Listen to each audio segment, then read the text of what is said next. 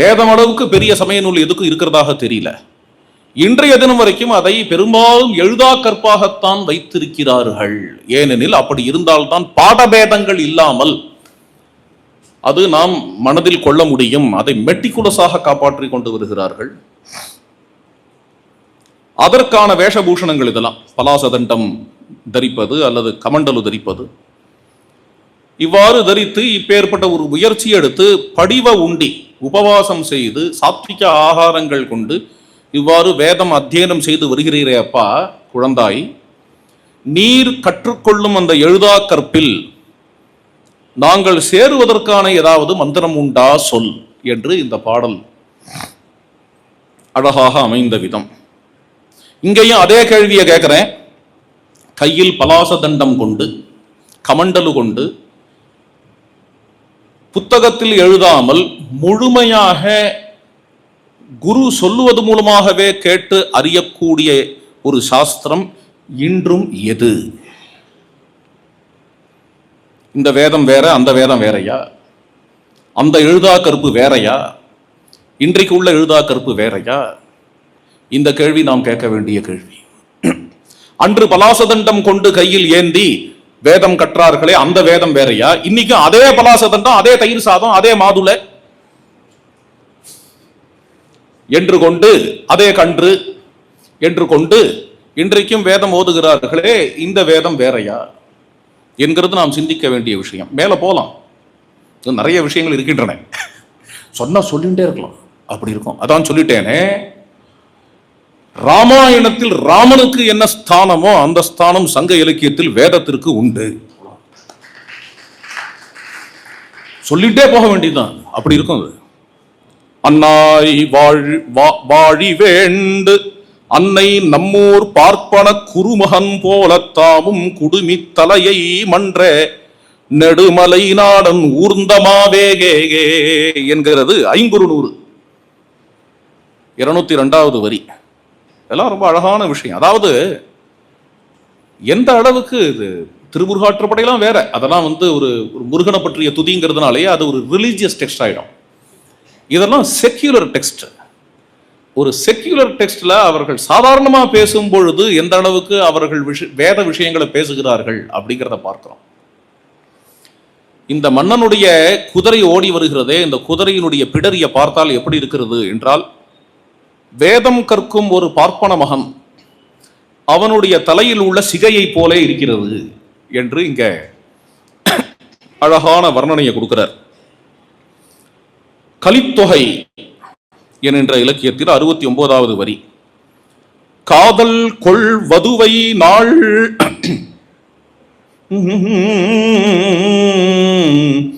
கலிங்கத்துள் ஒடுங்கிய மாதர்கள் மான் நோக்கின் மடந்தை தன் துணையாக ஓதுடை அந்தணன் எரிவலம் செய்வான் போல். தான் காதல் கொண்ட வது, வது என்றால் இப்பொழுது திருமணமாக போற பொண்ணுக்கு வது என்று பெயர், வது வரன் என்று சொல்லுகிறார்கள் இல்லையா?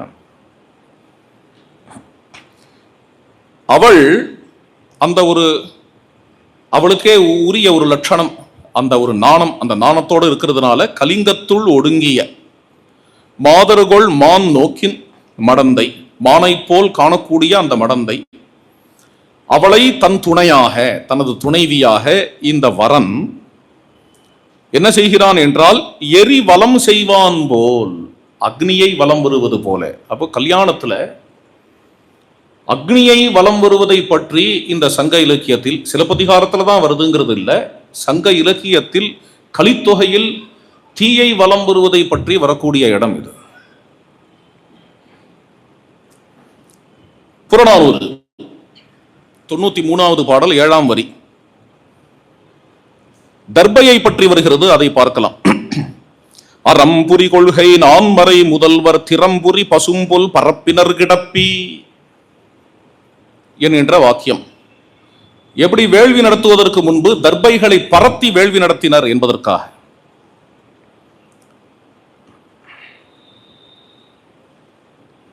ஒரு மன்னன் சிறப்பாக தானம் செய்கிறார், அதை கபிலர் வாழ்த்துகிறார். 10 64வது பாடல் 3வது வரி, அறம் கரைந்து வயங்கிய நாவின் பிறங்கிய உரைசால் வேள்வி முடித்த கேள்வி அந்தணர் அருங்கலம் ஏற்ப நீர்பட்டு இருஞ்சேறு ஆடிய மணல் மலி முற்றத்து.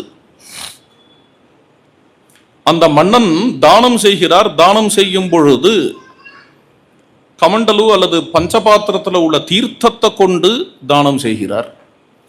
அந்த நீர் கீழே விழுந்து விழுந்து விழுந்து கீழே இருக்கக்கூடிய அந்த மண் தரையானது சேரானது என்று கூறுகிறார். அப்படி தானம் செய்தவர். இதெல்லாம் எதுக்கு காட்டுகிறார்? இதெல்லாம் தெரிஞ்ச விஷயம் தானே. இவ்வாறு நீரை விட்டு தானம் செய்வது என்கிற பண்பாடு இருக்கே, இது யாரை உடையதோ அவர்கள் காக்கக்கூடியது எது? எந்த வேதம்? திருப்பி திருப்பி அந்த கேள்விதான் கேட்கிறேன். தர்பையை போட்டு வேள்வி நடத்துபவர்கள் காக்கக்கூடிய வேதம். அங்க கொண்டு வந்து நிறுத்துறேன் இது எல்லாத்தையுமே.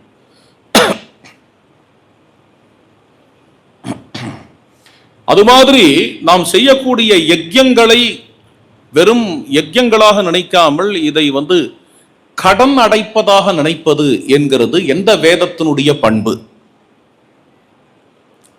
புறநானூற்றுல அந்தி அந்தணர் அருங்கடன் இருக்கும் உத்தி விளக்கின் துஞ்சும் பொற்கோட்டு இமயமும் பொதியமும் போன்றே.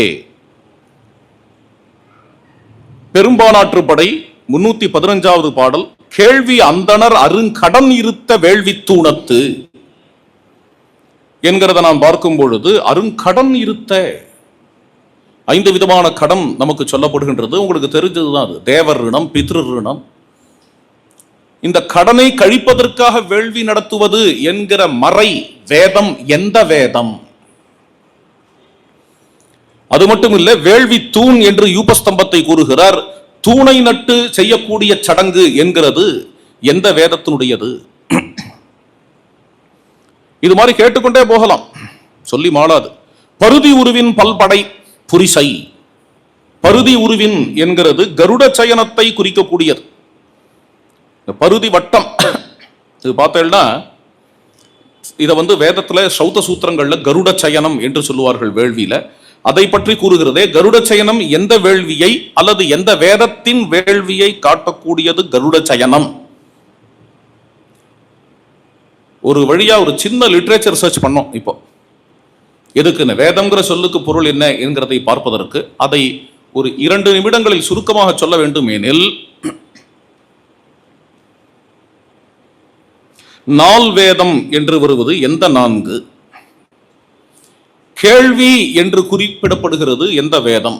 ஸ்ருதி. எந்த வேதத்தை பாடினால் அது வண்டினுடைய ரீங்காரம் போல இருக்கும்? எந்த வேதத்தை காப்பவர்கள் 6 தொழில் புரிபவர்கள், 3 அக்னி கொண்டவர்கள், அல்லது பூணுல் அணிந்தவர்கள், மந்திரங்களை உபாம்சுவாக உதடுகளை அசைத்து கூறக்கூடியவர்கள்,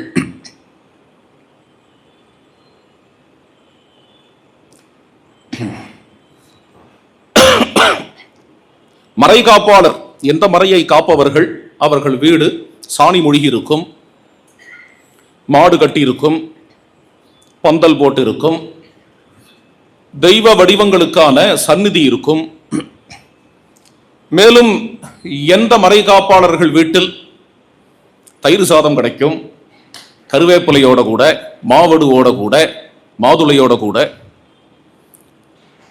எந்த மறையை காப்பவர்கள் கையில் பலாசதண்டத்தையும் கமண்டலையும் கொண்டு அத்தியனம் செய்வார்கள், கற்றுக்கொள்வார்கள்.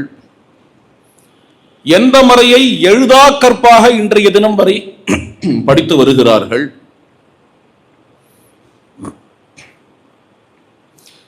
எந்த மறையின் அடிப்படையில் உள்ள சடங்கில் தீயை வலம் மணப்பர். எந்த மறையை காக்கும் வித்தியார்த்திகள், மாணவர்கள் குடுமி வைத்துக் கொண்டிருப்பார்கள். எந்த மறை காப்பாளர்களுக்கு இன்றைய வரை தானம் என்பது நீரால் கொடுக்கப்படுகிறது. எந்த மறை காப்பாளர் செய்யக்கூடிய வேள்வி என்பது கடனை நீப்பதற்காக செய்யக்கூடியதாக இருக்கிறது. எந்த வேள்வியில் எந்த மறையை ஆதாரமாக கொண்ட வேள்வியில் கருட சயனம் வருகிறது, யூபஸ்தம்பம் வருகிறது. இதை அனைத்தையும் நாம் ஆராய்ந்தாலே சங்க இலக்கியத்தின் வேதம் என்ன என்பதை நாம் கூற முடியும். இன்னும் பல கூறிக்கொண்டு போகலாம். நமக்கு இப்போ உள்ள நேரத்திற்கு இதையே நாம் தொட்டோம். வேதத்தில் உள்ள தெய்வங்களை பத்தி பார்க்கும் பொழுது இங்க ஒரு அருமையான பாடல், இது பரிபாடல், 3ஆம் பாடல். ஒரே இடத்தில் எல்லா தெய்வங்களும் ஒன்று சேர வரக்கூடிய பாடலாக இருக்கிறதுனால நச்சுன்னு இதை மட்டும் எடுத்துக்கிறேன். அந்தந்த தெய்வத்துக்கு தனித்தனியா பாடிக்கொண்டு போகலாம். இருந்தாலும் இது எல்லாம் பாடல் திருமாலை பற்றிய பாடல் தான். இருந்தாலும் மற்ற எல்லா தெய்வங்களையும் பற்றி வருகிறது. மறுபிறப்பு அறுக்கும் மாசு இல் சேவடி. அண்ணா புரியுறது. மோட்சத்தை தரவல்ல திருவடி, குற்றமே இல்லாத திருவடி எம்பெருமான் பகவான் நாராயணன் திருமாலின் திருவடி. மணி திகழ் உருவின் மாயோயே, அவனுக்கு மாயோன் என்று பெயர். திருவாபரணங்கள் சாத்தி விசாலமான வட்சஸ்தரத்தில் ரத்னஹாரம் கொண்டவர். தீ வழி விசும்பு நிலன் நீர் ஐந்தும். இந்த எம்பெருமான் நாராயணன் இவர் என்னென்ன விஷயங்களுக்கு அந்தர்யாமியா இருக்கிறார், எது எது இவருடைய திருவயிற்றில் உள்ளது என்கிறதை ஒரு பெரிய லிஸ்ட் வைக்கிறது பரிபாடல். அதுல தீனா அக்னி, இதை தவிர ஆகாயம், பூமி, தண்ணீர், காற்று, ஐம்பூதங்கள். இந்த ஐம்பூதங்களும் எம்பெருமானிடத்தில் இருக்கின்றன, எம்பெருமானுக்கு ஆட்பட்டு இருக்கின்றன. இதற்கு மேல் பாருங்கள், ஞாயிறும் திங்களும் அரணும் ஐவரும். ஞாயிறு சூரியன், திங்கள் சந்திரன், அறம். அரண் என்கிற சொல்லுக்கு என்ன பொருள் என்கிறதை பின்பு கூறுகிறேன். திதியின் சிறாரும் என்றால் திதியினுடைய பிள்ளைகள், அதாவது அசுரர்கள் கூட. ஏன் தேவர்கள் மட்டுமா? தைத்தியர்களும் அசுரர்களும். விதியின் மக்களும். திதியின் சிறாரும்னு வந்ததுனால விதியின் மக்களுங்கிற இடத்துல அதிதியின் புதல்வர்கள் தேவர்கள். இதை தவிர மாசுயில் எண் மரும் 11 கபிலரும் என்று சொல்லும்படியாக மாசற்ற மருத்துக்கள் 11 கபிலர். கபிலருங்கிறது இங்க ருத்ரர்கள், 11 ஏகாதச ருத்திரர்கள். இதை தவிர தா மா இருவரும். தா மா இருவருங்கிறது, தாமா என்பது அஸ்வினிகுமாரர்கள், அவர்கள் இருவர். தருமனும் மடங்கலும். தருமன் என்கிறது தர்மராஜர், தர்ம தேவதை. மடங்கல் என்கிறது மிருத்யு தேவதை. ரெண்டும் ஒண்ணுக்கு ஒண்ணு சம்பந்தப்பட்டது என்று தானே நம்முடைய வைதிக தர்மத்தில் பார்க்கிறோம். இப்பொழுது அந்த விஷயத்தை கொண்டு வரேன். தருமனும்னு இங்க வந்திருக்கு, முன்னாடி அரணும் என்று சொன்னார்கள். அரணும்னு ஒரு வார்த்தை தனியாக இருக்கு, இங்கு தருமனும்னு இருக்கிறதுனால முதலில் உள்ள அரணும் என்கிற சொல்லிருக்கு. தர்ம தேவதை என்று பொருள் அடியனால பார்க்க முடியவில்லை. தருமனும் என்பது தர்ம தேவதை, அரண் என்பது என்ன? தேவதையை விடுங்கள், அப்ப தத்துவத்திலேயே ஏதாவது வித்தியாசம் இருக்கா? தர்மம் அறம் வித்தியாசம் இருக்கிறதா தெரியல. இன்னைக்கு உள்ள தமிழ் சொல்லாடலோ அல்லது ரொம்ப காலமா இருக்கிற தமிழ் சொல்லாடலோ எதை கண்டாலுமே தர்மத்துக்கும் அறத்துக்கும் வித்தியாசம் இருக்கிறதாக தெரியல. இருந்தாலும் ஒரு விஷயம் பகிர விரும்புகிறேன். இங்க தருமனுங்கிற சொல் வந்ததுனாலையும் அறன்னு தனியா பிரித்து காட்டி இருக்கிறதுனாலையும் ஒரு விஷயம் பகிர விரும்புகிறேன். அறம் என்பதை வேதத்தில் உள்ள ரிதம் என்று காண்கிறேன். வேதத்தில் 2 தத்துவங்கள் பின்னி பிணைஞ்சிருக்கக்கூடிய தத்துவங்கள் ரிதம், தர்மம். ரிதம் என்பது என்ன என்றால் இயல். இயற்கையில் என்ன ஒரு இயல் இருக்கிறதோ அது ரிதம். அது இயற்கையில் எந்த ஒரு அமைப்பு இருக்கிறதோ, இயலில் எந்த ஒரு அமைப்பு இருக்கிறதோ அது ரிதம். இதை ஆங்கிலத்தில் சொல்ல வேண்டும் என்றால் காஸ்மிக் ஆர்டர், பிரகிருதி நியதி. அந்த காஸ்மிக் ஆர்டர் அல்லது அந்த ஒரு அமைப்பு, இயற்கையில் உள்ள அமைப்பை நாம் நமது வாழ்க்கையில் ரிஃப்ளெக்ட் பண்ணுவோமாகில் அதற்கு தர்மம் என்று பெயர். இது ரெண்டும் கனெக்டட். தர்மத்துக்கு தேவதை தர்ம தேவதை வேதத்தில், அறத்துக்கு தேவதை வருணன், ரிதம் ரிதம் ரிதத்திற்கு தேவதை வருணன். ரிதேன மித்ரா வருணா விருதா விருதா ரிதஸ்பிருஷா கிரதும் பிருகந்தமாசாதே. அதனால அரண் என்னும் இடத்தை வருணன் என்று கொள்ளுகிறேன், தருமன் என்கின்ற இடத்தில் தர்ம தேவதையை கொள்கிறேன். மூவேழ் உலகமும் 14 உலகங்கள், இது எல்லாம் என்னென்ன? மாயோய், ஏ திருமாலே, அவருக்கு தான் மாயோன்னு பேர், மாயோய் நின் வயின் பறந்தவை உரைத்தேம், உனது வயிற்றிலேயே இருக்கக்கூடியவை, உம்மிடம் அடங்கியவை என்று வேதம் கூறுகிறது. அதான் பாயிண்ட். வேதம் கூறுகிறதுங்கிற இடத்துல அவர் போடுற வார்த்தை மாயா வாய்மொழி உரைதர வளர்ந்து. இவ்வாறு மாயா வாய்மொழி கூறுகிறது என்கிறார். மாயா வாய்மொழிங்கிற சொல் உயர்ந்த சொல், அதாவது அழிவே அற்ற வாய்மொழி. வாய்மொழின்னு சொல்லுவான் என்ன, அதான் சொல்றேனே, அதை எழுதுவது என்கிறது அதமபட்சம். வாயாலேயே சொல்லிக் கொடுப்பதால் அதற்கு வாய்மொழி என்று பெயர். அது அழியாத வாய்மொழி என்கின்ற என்று நம்பினர் தமிழர். இன்னைக்கும் அதை தான் நம்புகிறார்கள். தமிழர்கள் வேதத்தை அழியாது என்று நம்புகிறார்கள் என்னும் பொழுது தமிழர்களின் வேதத்தை ஆரியர்கள் அழித்து விட்டார்கள் என்பது பொருந்தாது. மாயா வாய்மொழி உரைதர வளர்ந்து. வாய்மொழி ஓடை, இது ரொம்ப தத்துவம், சூக்ஷ்மமான தத்துவம், நேரம் ஆயிடுத்து. வாய்மொழி ஓடை மலர்ந்த தாமரை, இது பெரிய விஷயம்பா. சரி, இதை தவிர்க்கிறேன், நேரமான காரணத்தினால தவிர்க்கிறேன். இன்னும் ஒரு பாடல் இருக்கு, அதனாலதான். தாமரை பூவினுள் பிறந்தோனும், இதே வாய்மொழி, இந்த மாயா வாய்மொழி இருக்கே, அதனுடைய நாதம் இருக்கே, அந்த நாதமே இந்த உலகத்தின் ஆதாரமான எனர்ஜியாக இருக்கிறது. அதிலிருந்து தோன்றிய நான்முகன், சுருக்கமா சொல்லிட்டேன், அதிலிருந்து தோன்றிய நான்முகன். அந்த நான்முகனின் தந்தையாக இருக்கிறவர் நீர், தாதையும் நீ என மொழியுமால் அந்தனர் அருமறை. அந்த நான்முகனின் தந்தை நீர் என்று அருமறை கூறுகிறது என்று இங்க சொல்லும் போதே மேனி சிலிர்க்கிறது. பரிபாடல் இருக்கக்கூடிய இந்த திருமால பற்றிய துதி. இப்பேற்பட்ட இந்த ஒரு விஷயம் இன்னும் ஒன்று சொல்லி நிறுத்திக் கொள்கிறேன். திருப்பரங்குன்றத்தில் ஆரம்பித்தோம், திருப்பரங்குன்றத்திலேயே முடித்துக் கொள்வோம் இன்றைய தினம். வசை நீங்கிய வாய்மையால் திசை நாரிய கொன்று அமர்ந்து ஆண்டு ஆண்டு அவி உண்ணும் அகில்கெழு கமழ் புகையி வாய் மீ போய் உம்பர் இமைப்பு இறப்ப தேயாமண்டிலம் காணுமாறு இன்று. இதுவும் பரிபாடல்.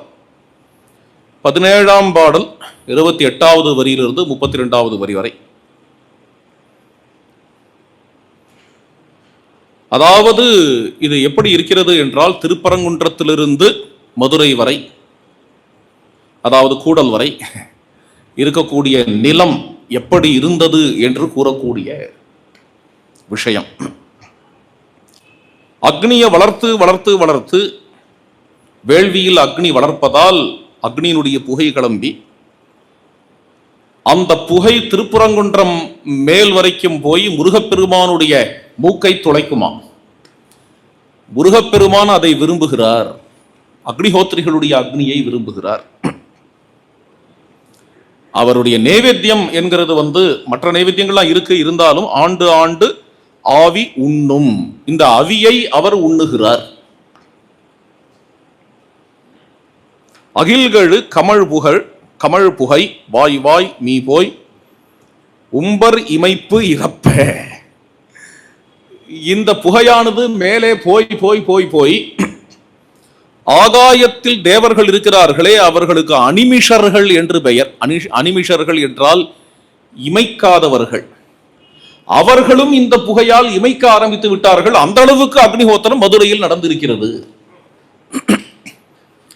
தேயா மண்டிலம் காணுமாறு இன்று, அதாவது சூரிய பகவானே அந்த புகையில் மறைந்து விட்டார்.